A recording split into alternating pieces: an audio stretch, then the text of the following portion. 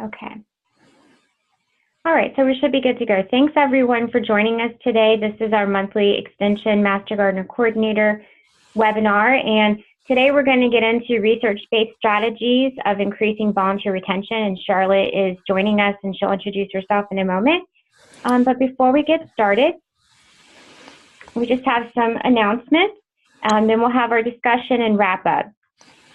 We have some really great resources for this particular presentation on the Extension Master Gardener Coordinator website. So I encourage everyone to go to the site, get familiar with it. I sent it out in the email earlier as a reminder for this webinar. Charlotte has done a great job putting together some key resources and inventories that I think would benefit many of us. So if you have some time, take a look at that. It also may come in handy when you're working on annual reports and you're trying to find citations and references. The other thing about this particular talk is that last month we had Sherry Dorn talking about motivations of Master Gardener volunteers. Charlotte's going to talk about retention, and then next month Ann Yassalonis will talk about how to do a visioning session. So I think these three webinars will parallel each other very well, and if you've missed any of them, you may go back and listen to the archived recordings that are posted on YouTube, and they're also on the EMG site. A couple other announcements. We have the National Extension Master Gardener Coordinator Conference coming up in Madison, and that's going to be August 6th through August 9th. So lots of great information at that conference, good speakers, and their Facebook page is posting quite a bit of good information, so you may want to look at that. I'm hosting a trip for Master Gardeners and Coordinators to Cuba in November, and that's November 4th through the 14th. I'll post a link to information about the trip, but I'm also coordinating a webinar this Friday at 2 o'clock Eastern. That's just an informational session. Our time frame is almost up for folks that want to register for the trip, and so we're just going to do it as a Q&A with the travel company to answer any questions that might be out there, and if anyone else wants to sign up. So I'll send that to the group, and if you're interested in tuning in on Friday to hear about the Cuba trip, you're welcome to join us. Does anyone else have any other announcements that we want to talk about before we get into today's discussion? And if you do, you may put them in the chat box or unmute your line and let us know.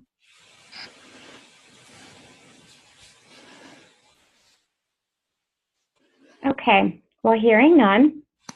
Just a reminder about the upcoming presentations, August 15th at 2 p.m. Eastern. Ann Yassalonis will speak about visioning the future of the Polk County Master Gardener Program.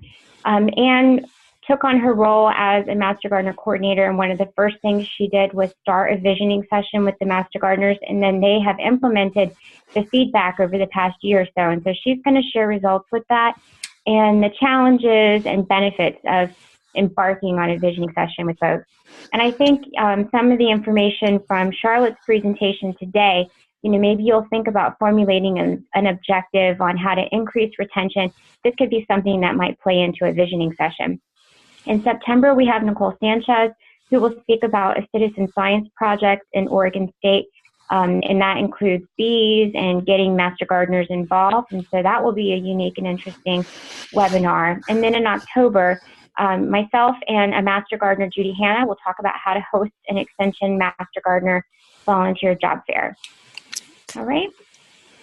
So before we get into the webinar, if you all could just type in the chat box what state you're from and let us know where we're all tuning in from today.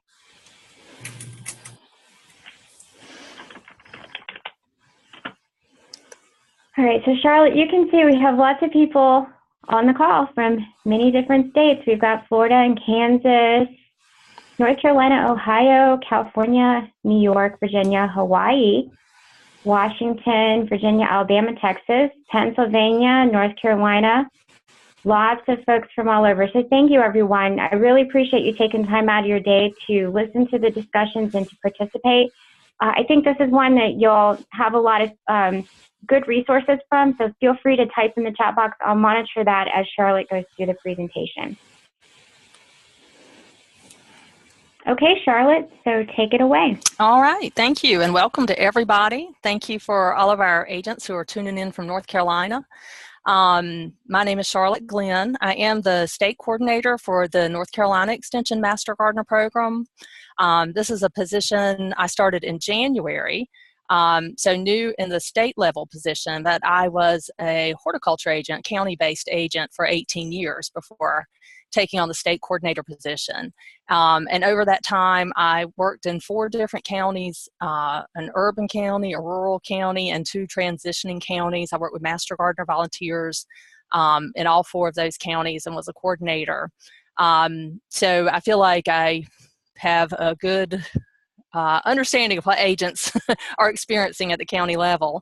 And I definitely hope to see and meet many of you in Madison in a couple of weeks at the Extension Master Gardener Coordinators Conference. This will actually be the first time I've attended that, so I'm really looking forward to it. But today I'm really glad to be here with you to talk about increasing volunteer retention. This is a topic, let's see, I'm trying to get it to advance now. There we go. This is a topic as an agent I thought a lot about, or kind of wondered a lot about. It was always disappointing when people left the program, or I should say it was usually disappointing when people left the program. Every now and again you're not that disappointed if somebody leaves, but in general we want to keep as many people as we can. We put a lot of effort into recruiting and training our volunteers, and so we want to keep them and keep them growing in their expertise and giving back to the program.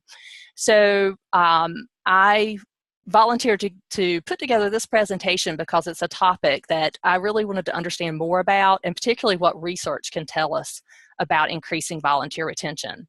So we're going to talk about 3 main things today to understand retention and how to improve it. First is, why do people join and participate in the Extension Master Gardener program? We know quite a lot about that.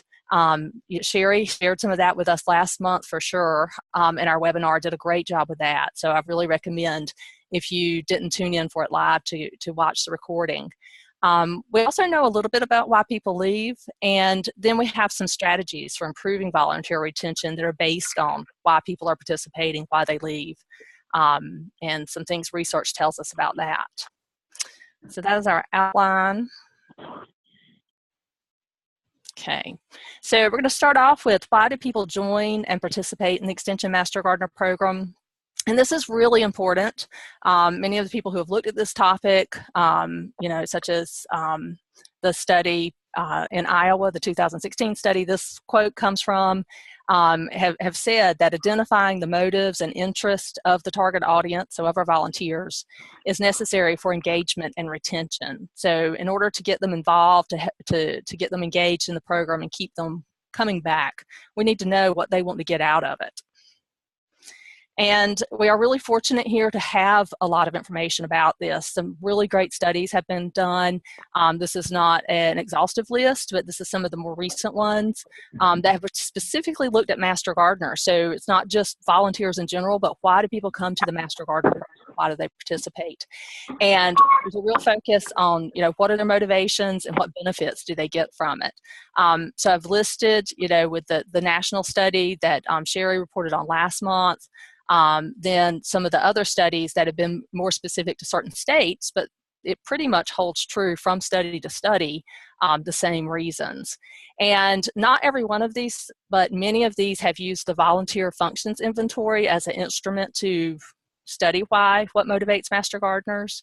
It is a great tool. I have posted, or Nicole's posted, a survey that you can use, a volunteer functions inventory that's been modified for the Master Gardener program, and it's posted on the resource page for the coordinator's discussion. So you can look at that if you want to do that with your volunteers. But volunteer functions inventory has 6 motivational categories that explain why people choose to volunteer. Basically, they say people choose to volunteer to satisfy certain functions. There's a slight delay in there we go. Advancing the slide. So here we go. So with full credit to Sherry, I did borrow this slide with her permission from her presentation last month, because it was just a great synopsis of what the volunteer functions inventory measures. So there are these 6 functions that explain why people volunteer. So values would be why they come to volunteer. These are humanitarianism, altruism, people wanting to help the community and make a difference. Understanding, so seeking to learn more, to gain new knowledge and skills is a big one. Enhancement is more about personal growth and self-esteem, feeling like you are worthwhile, feeling good about yourself.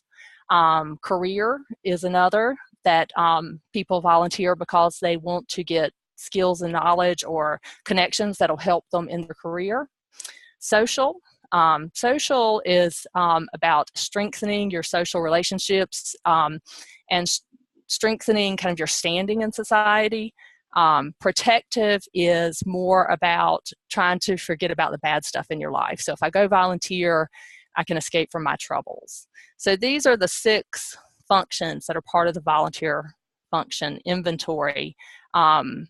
And when we look at Master Gardener volunteers using this tool, what we see overwhelmingly, not just with volunteer functions inventory, but with other instruments people have used, Master Gardeners are very strongly motivated to learn, to increase their understanding and to learn about horticulture.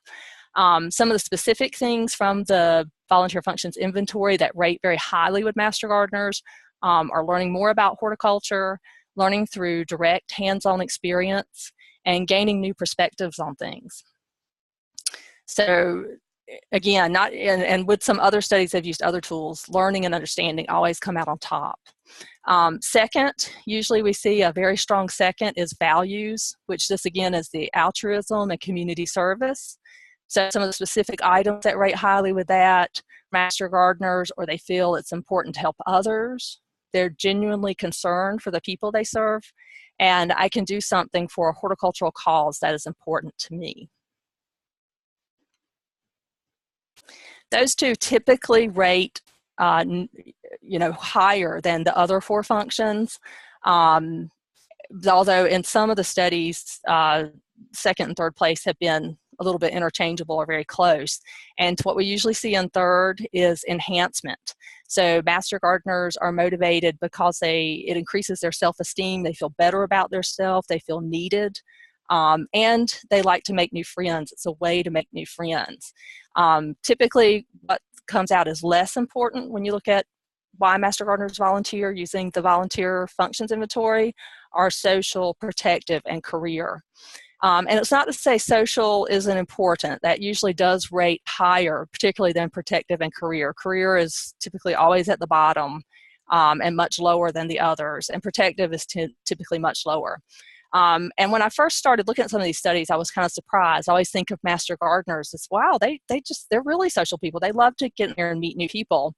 And I think it's just that the naming makes it a little misleading. I think if you look at some of the specific items that make up the social function, it's more about your social status, more about your social network, whereas a lot of the things with making new friends and meeting and interacting with people, being part of a group, come in under enhancement.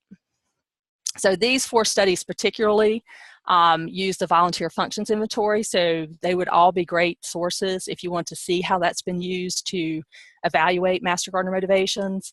All of them are available online, except for the more recent one, the Tackle, Haynes, and Schrock from Iowa. It's a Hort Technology article. So being a more recent article, they don't have it where you can just directly get it online, but you should be able to access, without paying that is, you should be able to access it through your university's library. All the others are live links, so you can click on them and go directly to those studies. So it probably doesn't surprise anybody who's worked with Master Gardeners for any time to hear these are the things that motivate volunteers, because these are the things we see in our Master Gardeners, these are the things we hear from them. So, overall, we know people come to the program for personal development, and they really want to learn more about gardening and horticulture. We know they want to give back to their community, they want to make a difference and help other people. We know they want to be a part of a group that is dedicated to a cause they support, and they really enjoy meeting and interacting with other gardeners. So I doubt that comes as a surprise to anyone.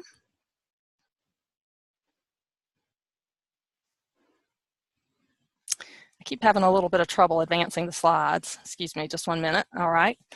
So the next question is, though, so if there's so many reasons people are motivated to be in the program, and benefits they find from the program, then why do they leave? And when we look at why people leave, there are a wide variety of reasons. It's not like there's just one, this is it, and if we can fix this, everybody will stay forever. And it helps to categorize those reasons as either involuntary, where the individual has little control over leaving, or voluntary, where they actually choose to leave. And so those are the people that we as volunteer coordinators could actually have some influence or some impact, are the people that are choosing to leave.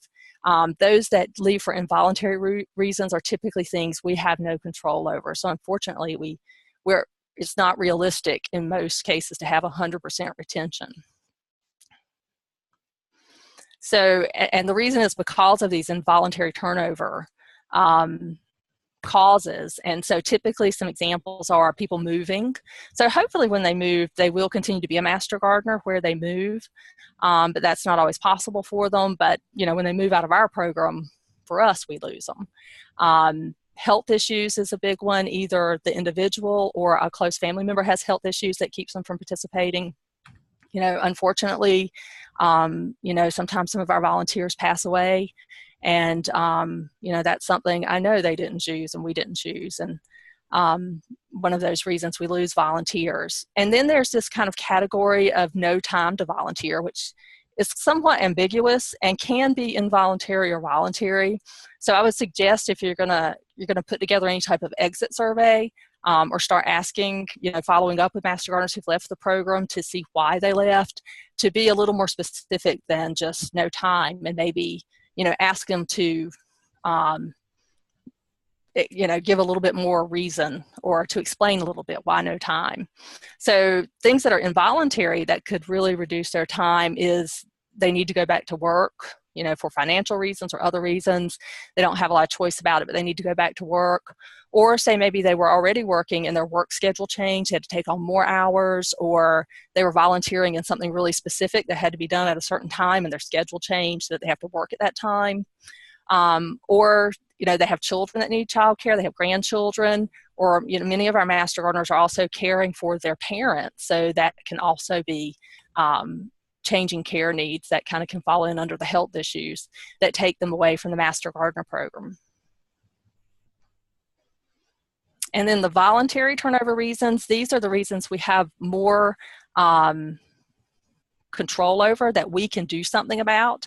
These are things like a person not feeling competent or confident to perform the volunteer tasks we're asking them to do, people being unhappy with program leadership, people being disappointed with the program, or it didn't meet their expectations. Maybe they didn't understand clearly to start with what they were getting into.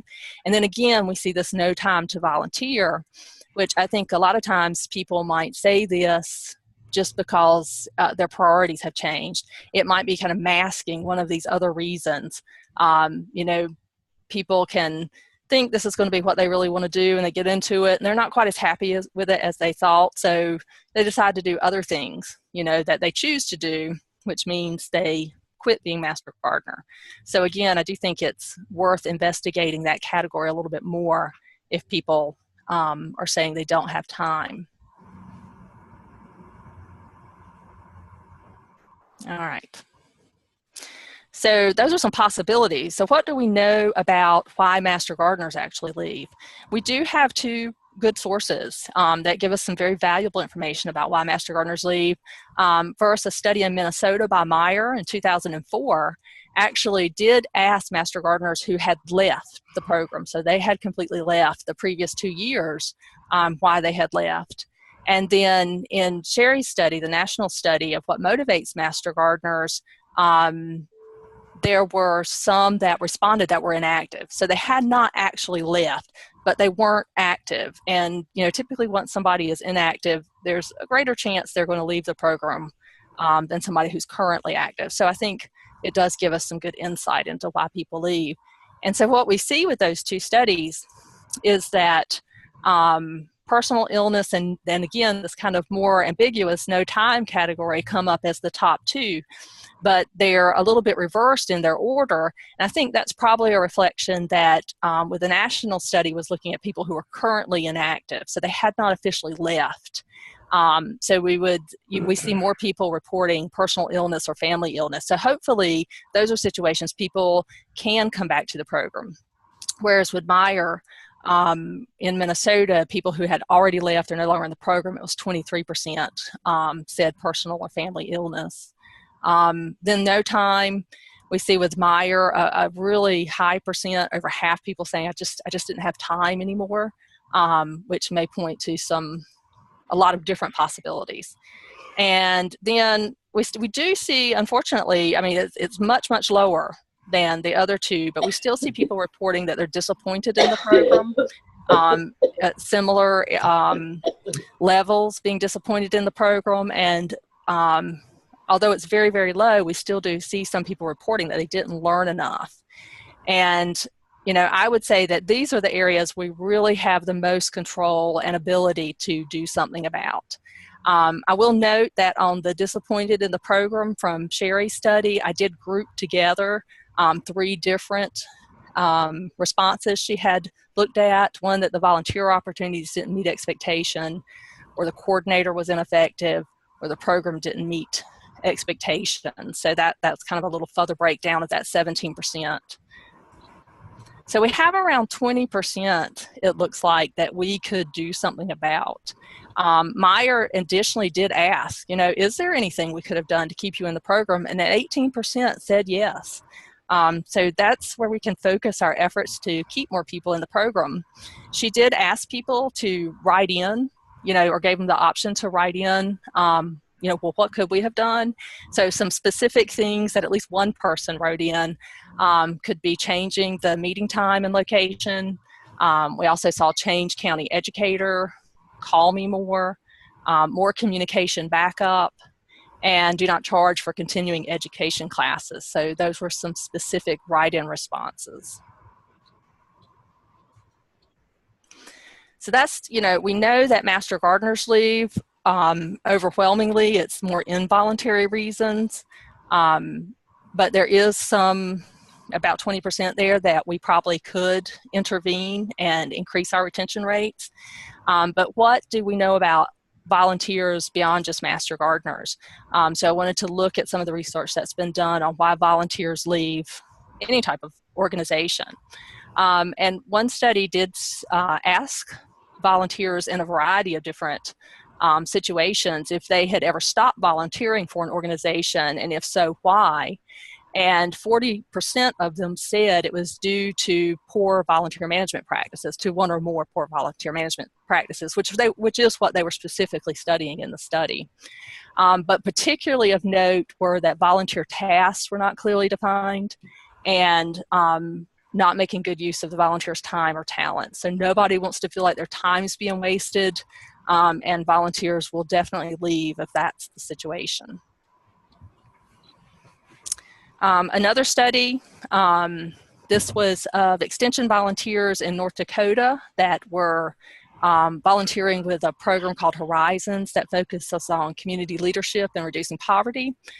This study used Hertzberg's egoistic to construct theory as the framework, and that theory says there are both motivating factors and hygiene factors that either keep people or kind of drive them away from opportunities, whether it's employment or volunteering.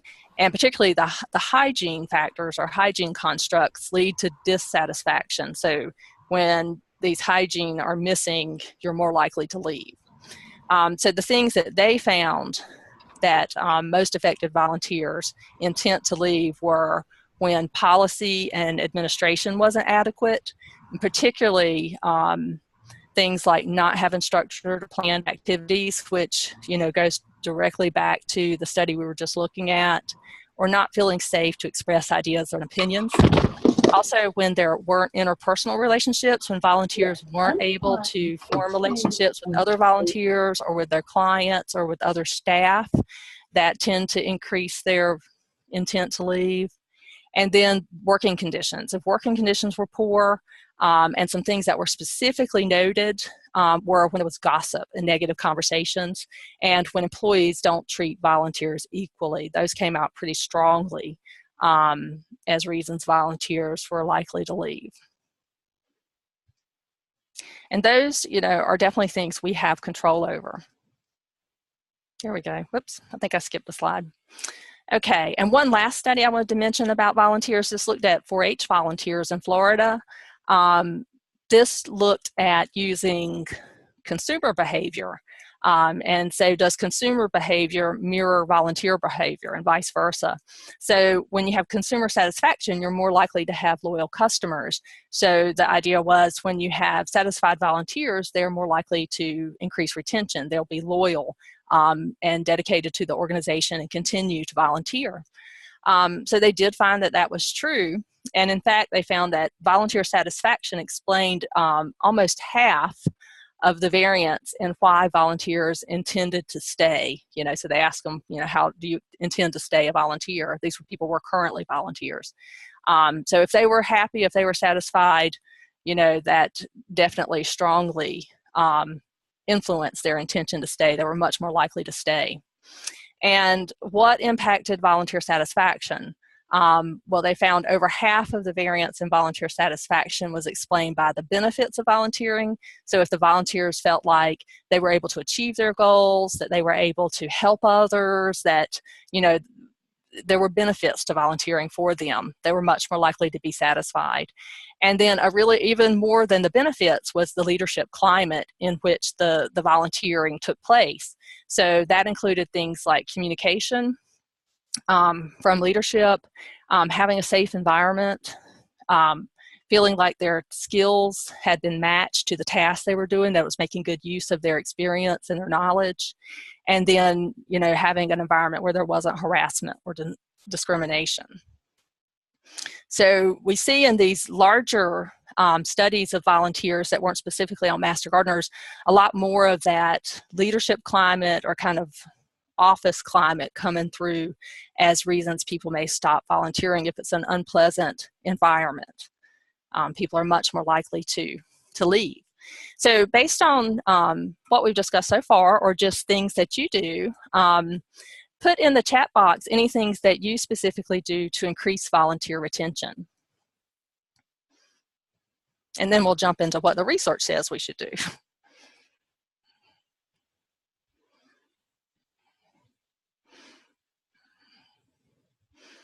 So we got some things starting to come in. Mentor program.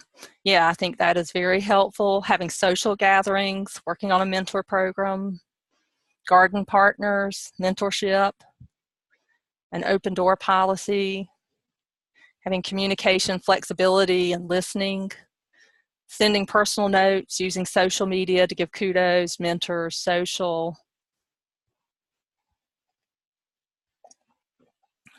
Keep it interesting and fun. Work to know each volunteer. These are all wonderful things and things we're definitely going to see reflected in the research. So work to know each other, appreciation functions, recognition, making the monthly strategy meeting interactive and participatory in decision making, social gatherings and field trips, more recognition, CEUs the whole year, mentoring. So excellent. It's like a lot of people are using mentoring. Which is one thing that didn't come out as strongly in the research, but I think that's because nobody specifically looked at mentoring and does it impact. I think it definitely fits in there. Recognition in front of peers, small gifts, advertising, variety of volunteer opportunities, and recognition for all volunteers completing hours. Thank you cards. So those are all excellent, excellent strategies for increasing retention, and I think we're going to see them here. In what's been found in the research. So I already mentioned that I feel like about at least we could have a goal of increasing retention of around 20% because of those people that are reporting that they're either disappointed in the program or they didn't learn enough. Those are things we directly can change or have the ability to change. I also think we can pick up some of those people that are leaving for the reported reason of not having enough time, because I think their priorities shifted. And if they were happier as a volunteer with Master Gardener program, then they would keep their priority there. And we can see this reflected in some of the data that Sherry found that, you know, a little bit over 80%, close to 83% of our master gardeners in this nationwide study reported either a moderate or extremely satisfied with the program. So, you know, the people that are less satisfied are the ones that are much more likely to leave, you know, just kind of close to 20%. Maybe some of these folks that are moderately satisfied, especially if they're already in the inactive status, might leave. So what can we do to keep those folks and to increase our retention overall? So I really feel like the first step is getting to understand your group and understanding what their motivations are, what are their interests, what are their skills. If you're having a lot of turnover, you might want to do a satisfaction survey, you know, asking people how happy they are with different aspects of the program, to try to pinpoint, you know, is there, you know, one thing specifically or a couple of areas that people really aren't happy with that we can change. Gathering or putting together some baseline data for your group, I think will help you to understand if turnover is increasing or kind of staying the same. I know sometimes volunteers will say, gosh, it seems like we're losing a lot of people. But if you look at the year-to-year data, we're not really losing any more than on average. So sometimes that can help your volunteers understand turnover, and just help you understand if there are any trends. You know, are we starting to lose more people? So we really need to figure out what's going on there. And, you know, what is the average tenure of a volunteer in your specific program? Because I think particularly with annual turnover can certainly be a function of the community. And some communities, say, for example, military communities where people are moving a lot more, may see a lot more involuntary turnover, or people leaving for involuntary reasons than other communities. You could conduct exit surveys when people do leave, you know, trying to make that anonymous, but asking them why they left, asking them to be, you know, specific as they can about why they left, so that you can understand that to make improvements for the program. You know, asking that, you know, well, what could we have done to keep you in the program? And then maybe also looking at those people who have been in your program a long time and asking them, you know, what keeps you here, and what do you think we can do to increase retention in our program? So your group is a valuable source of information to help you understand their motivations, because it's really important to satisfy those motivations. And, you know, many of the people who conducted the studies looking at motivations in their implications say that directly, that meeting their motivations, satisfying their motivations will increase retention. So this quote is from Sherry's presentation last month, that motivations of volunteers need to be satisfied through situations or roles that satisfy those motivations in order for the individual to keep volunteering, so in order to have retention. It's also great to know about motivations for recruiting new volunteers. So what do we know about motivations? We know that above all else, our Master Gardeners are motivated to join the program and participate to learn. They're lifelong learners. They enjoy learning. So one thing, a major strategy we can put in place to increase retention is to provide both excellent initial training, so that we want to make sure our initial training is great, so that people get that horticultural knowledge and that grounding they need to be good volunteers and have confidence in themselves. But we also want to keep going with ongoing training opportunities.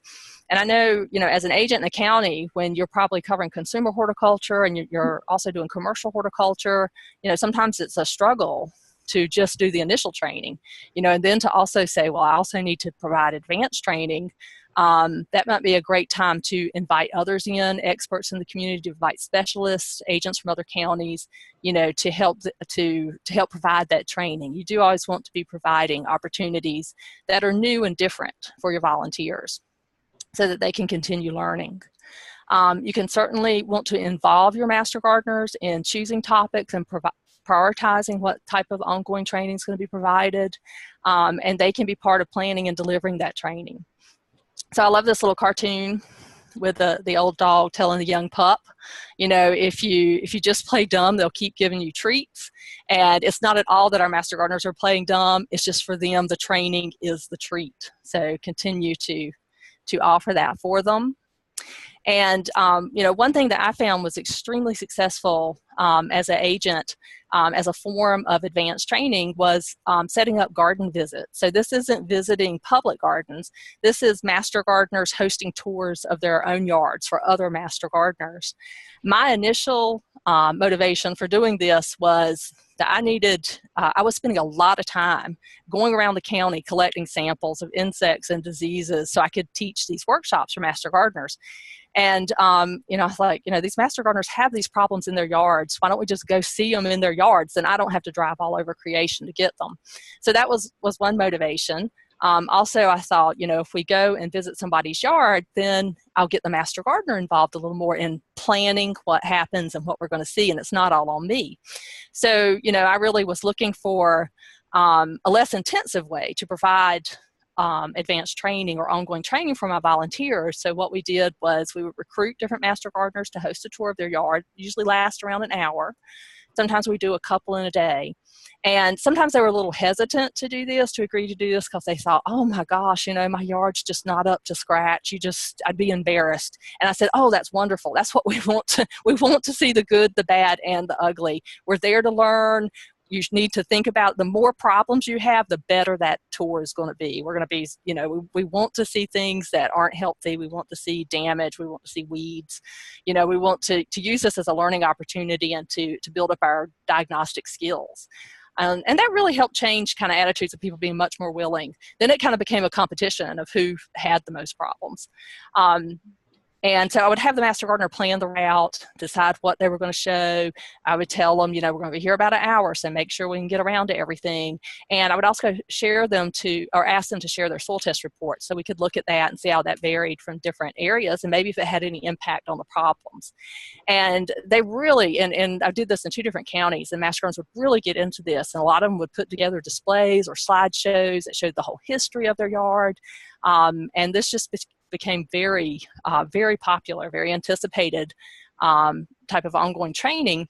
And, the more I did this, the more I realized there were just a whole lot of additional benefits. One, it promoted informal education between volunteers. So they were kind of, teaching each other as we went around these different yards. Also, it helped to identify expertise among volunteers. Some of our volunteers are a little bit shy about saying, I'm an expert on growing orchids, which, for example, one of my volunteers was, but she would never come out and tell the group that. But when we went to her house, we saw the amazing orchids she had in her yard. Then, we all knew that when orchid questions come up, she would be a great resource. It also, for me, in both the counties where I did this, there were these strong east-west divides. They were large counties, but it was like people from the east did not go to the west, and vice versa. And when we hosted these visits, I would try to make them all over the county, and that would get people out of just their little community and get them to other parts of the county to see what the different growing conditions are, and just to get comfortable with different parts of the county. And then when they were working on the hotline and somebody called from that other side of the county, they had a little better understanding of maybe the soil types or what kind of things might be going on there. And of course, it was just a great way for volunteers to get to know each other, and just a lot of fun. And it was experiential. Yes. This is Nicole. We have a question in the chat box. Just the person's asking if there were liability questions, and how would you handle that with tours to private master gardener homes and gardens? Okay. So in North Carolina, we were able to purchase, it's kind of a secondary policy, but through American Income Life, which does offer a lot of policies for 4-H, but you can purchase a policy through them for $1 per volunteer, and it covers them for the whole year. And it's secondary to their health insurance. So if somebody were to get injured, their health insurance would cover what it would, but then with certain limits that would come in. And at the county level, that's really what we use a lot, is just to purchase those policies that cover all your volunteers for the whole year for all their activities. So I don't know if anybody else has a similar policies they use, or if anybody is using that American Income Life. If anybody wanted to put in the chat box if you've got a specific way you address that. because I see what they're saying. If we do an event at a Master Gardener's home, any liability falls on the Master Gardener and Extension Secondary. And then there's another one that says we have a form, so liability is clear. Yeah, liability is always something to think about. Okay. A state workman's compensation insurance. So I think that's probably a little bit like what the policy we purchased with American Income Life. Okay, I think I skipped one. Okay. So the garden visits can be a great form of advanced training that don't take so much of your time as the agent. Also emphasizing that volunteer opportunities aren't just about, you know, giving, not just, you know, an obligation, you have to do this. You know, volunteer opportunities are learning opportunities. And the initial internship, you know, is your training is continuing. It's not just you go through the classes and then you're done. You know, you're always learning through your volunteer work and through your internship. So emphasizing opportunities to learn while volunteering, you know, the hotline is a great place. You know, you'll learn and investigate things you never would have thought of otherwise. And then there's ways that you as an agent or other volunteers can enhance volunteer work through teaching.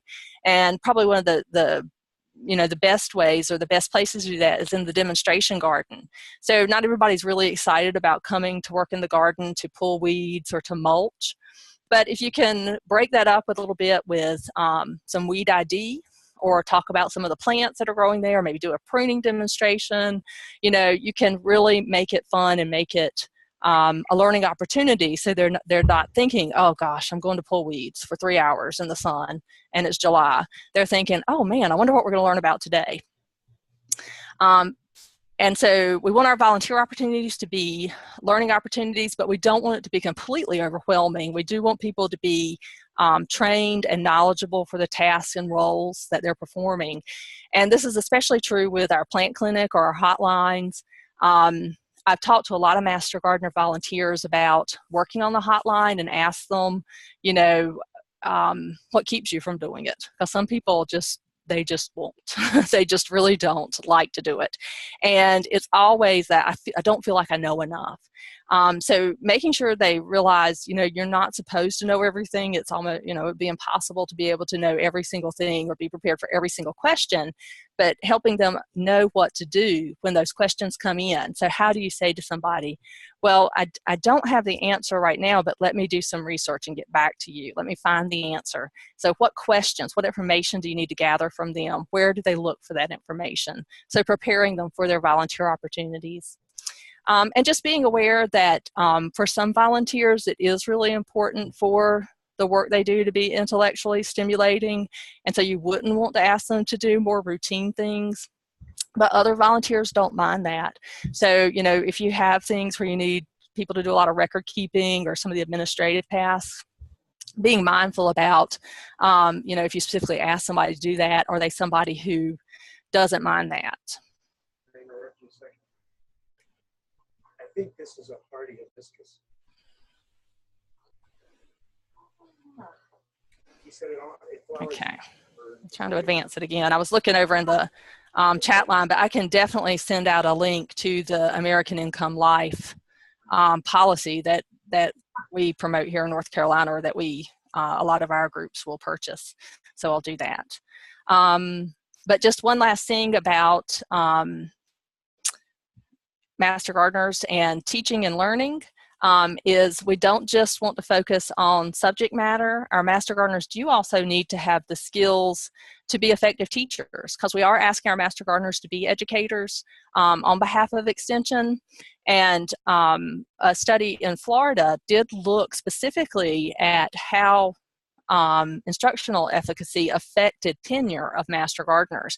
So how did a Master Gardener's confidence in their ability to teach affect their how long they stayed on as a master gardener, and they found that master gardener tenure increased as instructional efficacy of master gardeners increased, and recommended that master gardeners should be taught active teaching and learning techniques for adult learners. So not everybody, when they come to the program, is confident to stand up in front of a group and lead a demonstration or give a talk. So, in addition to teaching them the horticulture, we need to teach them how to teach them how to be good teachers, and how adult learning works. I know we definitely, in my Master Gardener programs, we would always get a lot of retired teachers, a lot of times who had worked in elementary school, and it's a little bit different with adult learners. So making sure that they're learning about those adult learning techniques. If you have some people who are good teachers, and you have some people that are a little more hesitant or they don't feel as confident in their abilities, you can put them together in teaching teams. That way you can have experienced and skilled master gardeners mentor new volunteers. So, a lot of you put in the chat that having a mentor program was one way you increase retention, and I definitely think that would increase retention. But it's not specific. I don't have it specifically mentioned here, but other than in this role of being a teacher, you can have mentors as well as in all other aspects of the program. It would be an interesting study to see if mentoring affects tenure of volunteers, whether you have a mentoring program. Okay, trying to get the slide to advance again. Okay, here we go. Make sure I didn't go too far. Nope. Okay, so providing plenty of learning opportunities, ongoing learning opportunities, excellent training is a huge strategy for increasing retention. Another is screening our volunteers. And these findings come from a national study of over 3,000 charities. So it wasn't just focused on extension or master gardeners, but of 3,000 charities that looked at volunteer management practices that increased volunteer retention. And they found specifically that recognizing volunteers, which we'll talk about in a minute, providing training, and screening volunteers to match them to organizational tasks were the three most important things an organization could do to increase retention of their volunteers. So I want to speak a little bit more to screening volunteers. And there's screening kind of on two levels. First, selecting people who join the program, so recruitment, and then matching those volunteers once they're trained to the opportunities that are available.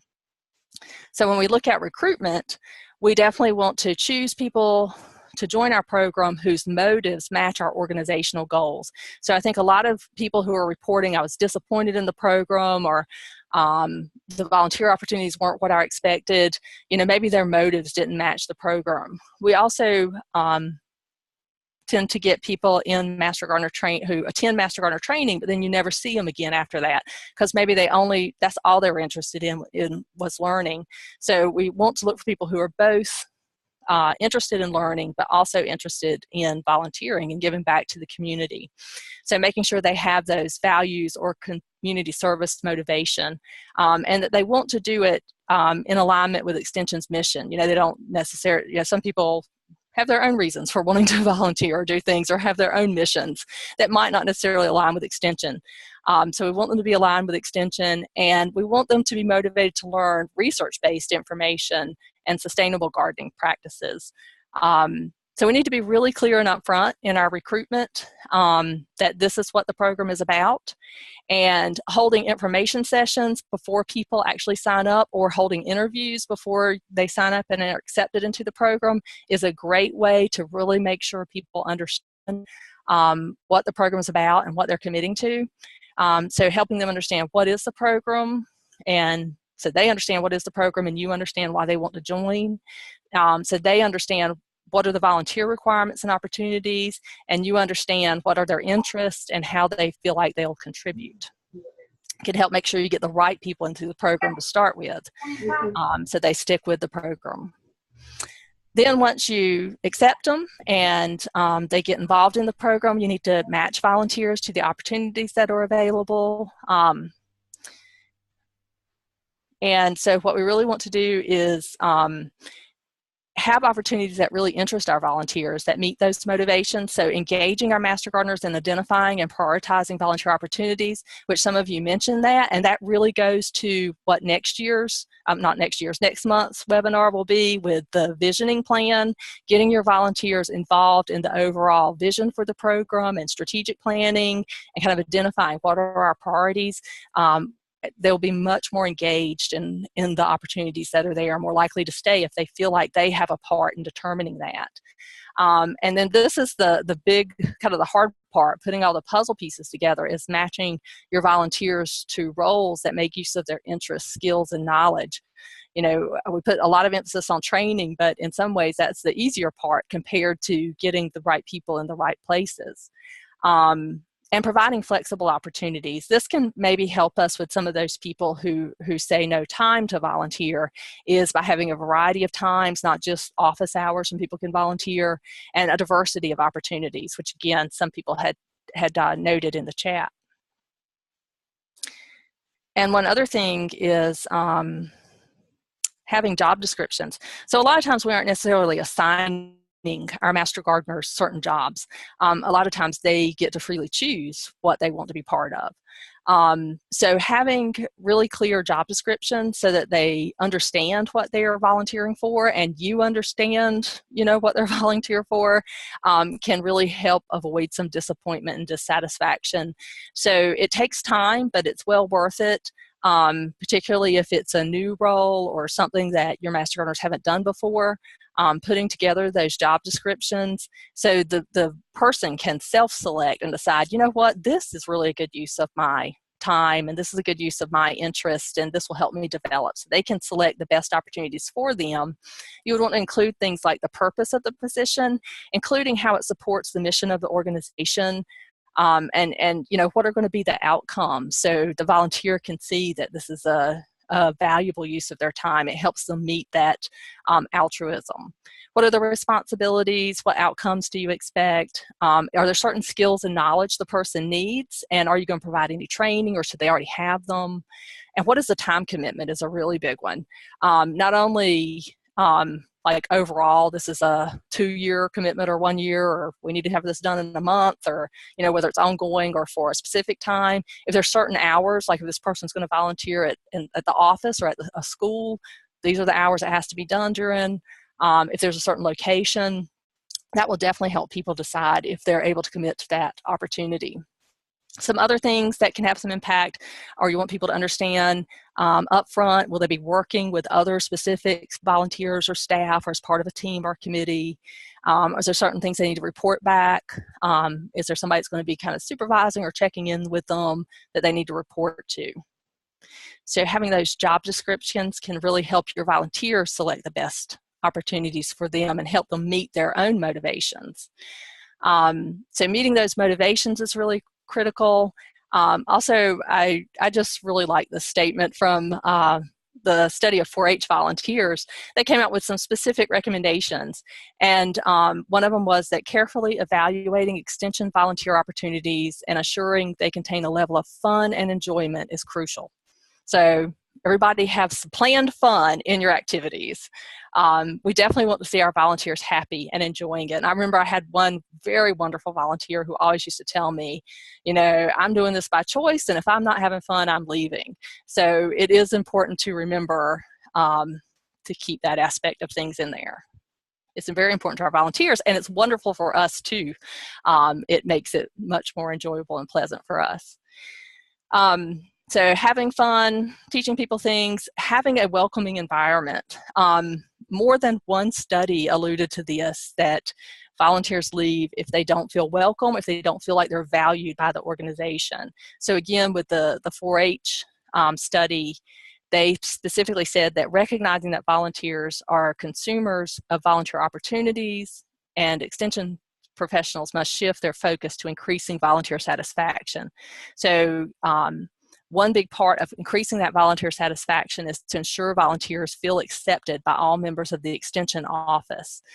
They also recommended clearly and continuously communicating how volunteers make a difference, and to provide new and challenging experience for volunteers. That really falls in some of the training opportunities we were talking about. But I hope I really would hope everybody would say, well, of course volunteers feel welcome in the extension office. Why? And, where would that situation ever exist? But I can say from personal experiences, that's not always the case. And in one of the cases, particularly I worked in, the volunteers did not feel welcome, and it caused some issues that we kind of had to work through. The other study in North Dakota also said examining the climate in an extension office to ensure it is welcoming to volunteers is crucial. So more, this isn't just a one-time thing. It does happen. So how can you make sure you have that welcoming environment and the volunteers feel like the red carpet's been rolled out for them?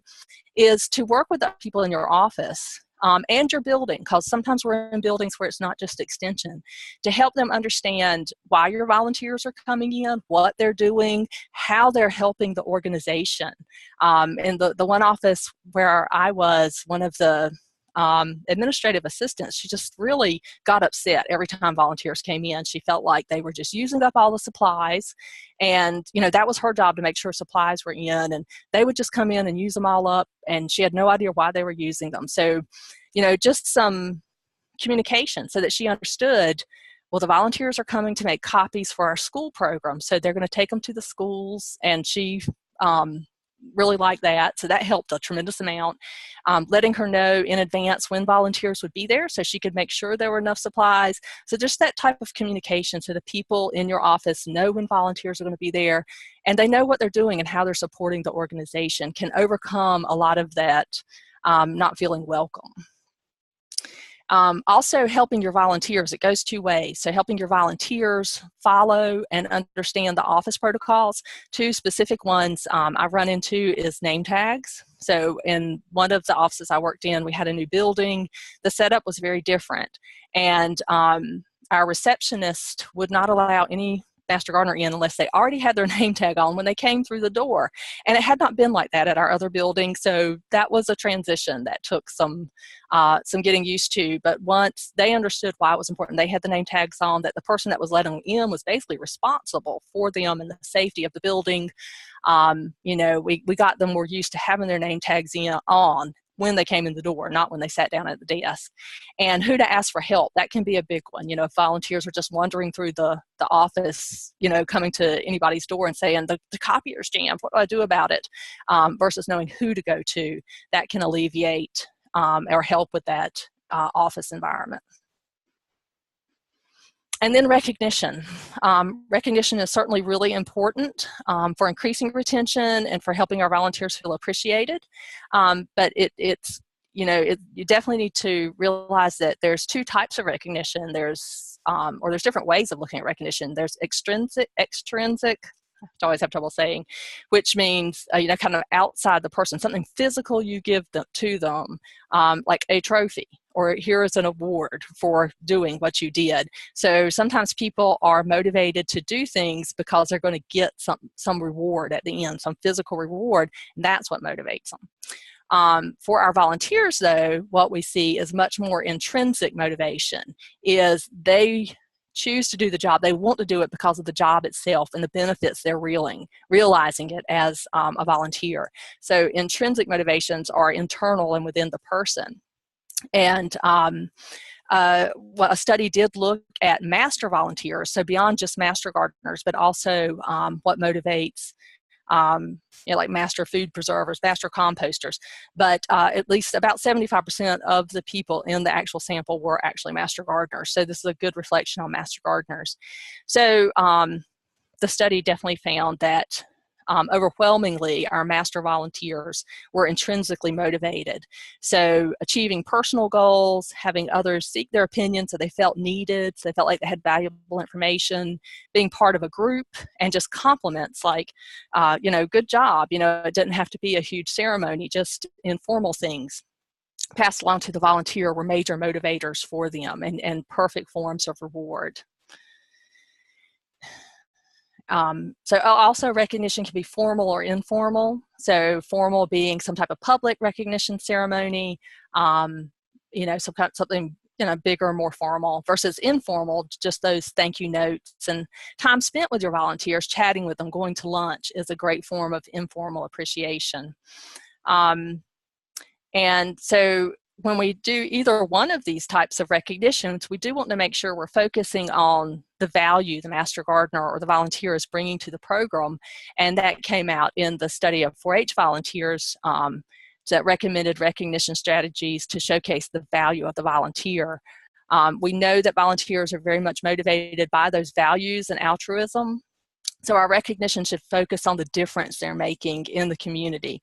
So of course you can tell somebody they're a wonderful person and you really like them and all that, you know, but also focus on how they're making a difference. And when you do have those award ceremonies, you know, share some of that information. You know, how are we making a difference in the community? What is our group doing? You know, not just years of service, hours of service, those go beyond that, and to really talk about how the program makes a difference, how the volunteers working together are making a difference in the community. We also know that recognition should be ongoing. Celebrating our accomplishments should be an ongoing thing, not just this once a year ceremony. And so to increase volunteer satisfaction, we do need to clearly and continuously communicate how volunteers are making a difference, so that continuously. Some ideas for doing that are having articles that feature Master Gardeners in the community, whether they're on your website or social media or in paper. Things like the Search for Excellence program that, you know, is at the national level, and we have at the state level. You might could do something at the county level that looks for some of the best efforts going on among your Master Gardeners in your county.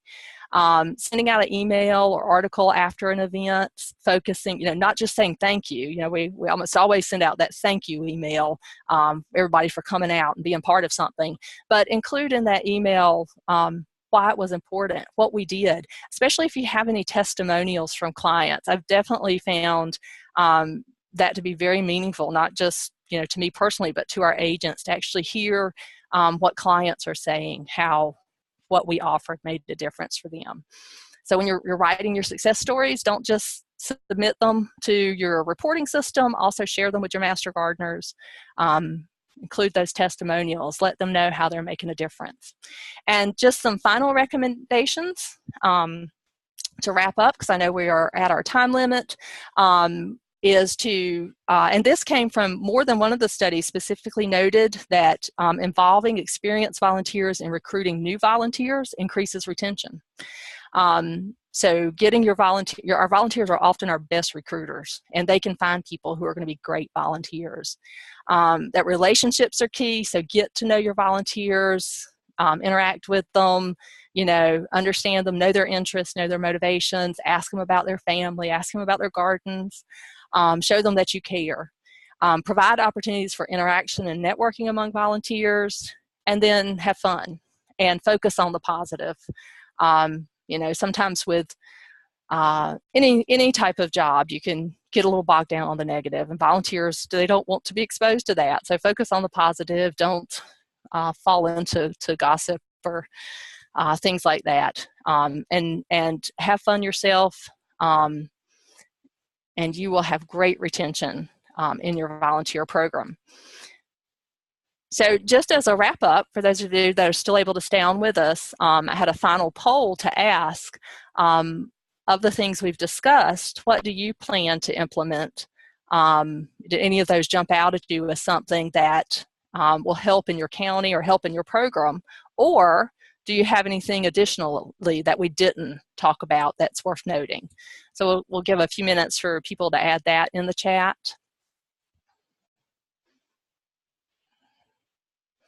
So we got somebody saying they're going to have exit interviews, having frequent informal recognition and showing how Master Gardeners contribute to the community, personal thank you notes for recording hours.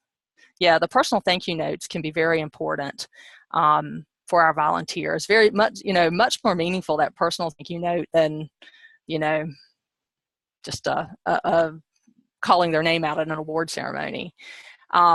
We've got somebody like the garden learning sessions, more informal opportunities to recognize efforts by volunteers, garden visits, exit surveys, volunteer satisfaction survey, the entry survey to learn what the interns expect from the program before they get started, additional information, additional informal recognition, and more showing how we improve the community. ongoing recognition, exit interviews, improve initial interviews to manage expectations, teachers helping master gardeners to become better educators, and garden visits. So great. It looks like we have a lot of things hopefully are going to be useful and help us increase retention in our programs. And we have a few new suggestions. The mentor programs we talked a lot about before, the thank you notes.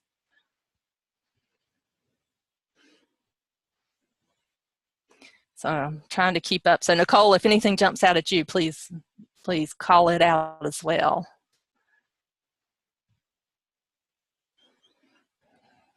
So the PowerPoint, so can we have a copy of the PowerPoint?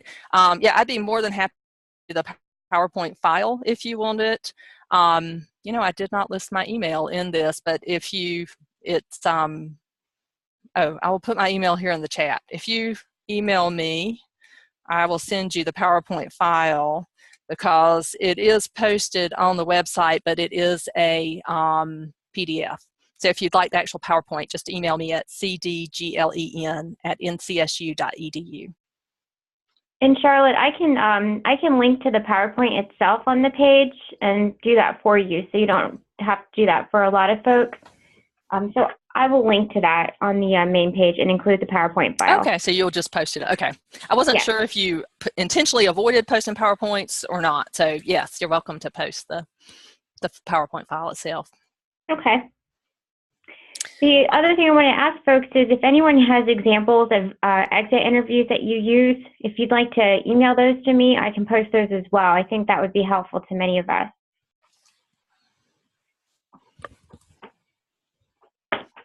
And I'll put my email in the chat box too.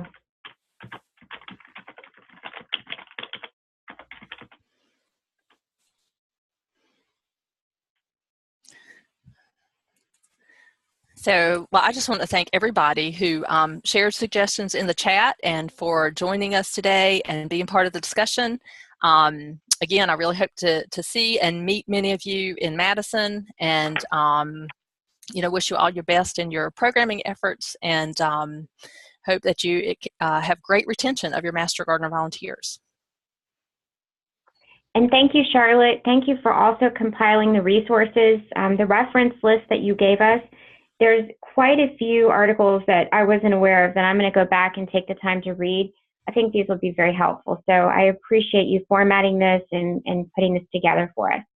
And Excellent. So everyone knows we'll record the webinar and it will be posted on our YouTube page, but we'll also have it on the Extension Master Gardener Coordinators discussion page as well. And I think many of you are signed up for the updates. If you're not, it's a two-step process, and then you can also encourage new agents in your state to sign up as well. So do we have any additional questions or comments? Well, I just want to say thank you to you, Nicole. This is Charlotte. You're welcome. For organizing these. I know on a monthly basis like this, it takes some work to recruit speakers and especially to post. I really appreciate you posting all the materials on the website so they're accessible. So thank you very much. You're welcome. You're welcome. And thank you so much for presenting today. This is a lot of great information. Excellent. All right. Well, we appreciate everyone being on the call. Thanks again, Charlotte, and thanks to you all. Have a great rest of your week. All right. There we go.